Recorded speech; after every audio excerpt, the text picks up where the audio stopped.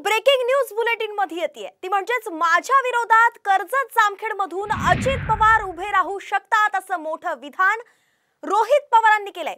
काही कंपनी सर्वे करतायत, त्यात जय पवार यांचा सुद्धा समावेश आहे, पार्थ पवार सुद्धा यांची नावे आहेत, तर जनता आपल्या सोबत आहे असं सुद्धा रोहित पवारांनी म्हटलंय।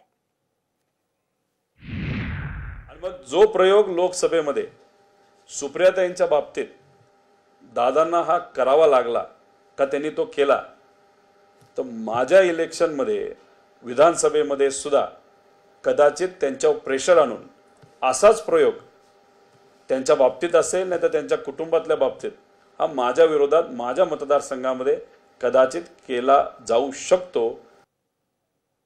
एक ब्रेकिंग न्यूज बुलेटिन मध्ये येते ती म्हणजेच माझ्या विरोधात कर्जत जामखेडमधून अजित पवार उभे राहू शकतात असं मोठं विधान रोहित पवारांनी केलंय।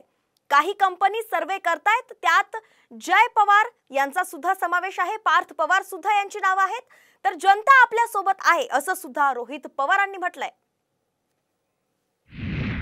आणि मग जो प्रयोग लोकसभेमध्ये सुप्रियाताईंच्या बाबतीत दादांना हा करावा लागला का त्यांनी तो केला, तर माझ्या इलेक्शनमध्ये विधानसभेमध्ये सुद्धा कदाचित त्यांच्यावर प्रेशर आणून असाच प्रयोग त्यांच्या बाबतीत असेल, नाही तर त्यांच्या कुटुंबातल्या बाबतीत हा माझ्या विरोधात माझ्या मतदारसंघामध्ये कदाचित केला जाऊ शकतो।